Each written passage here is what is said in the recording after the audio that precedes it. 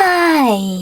In front of me is ZTE Axon 30, and today I would like to show you how you can change display refresh rate on this device.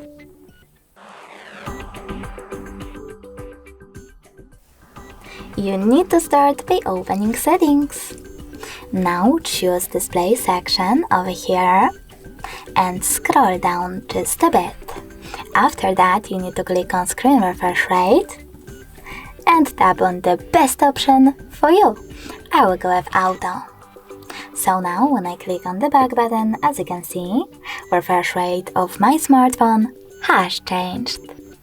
Thanks so much for watching. If you enjoyed this video, don't forget to leave a like, comment and subscribe. Bye!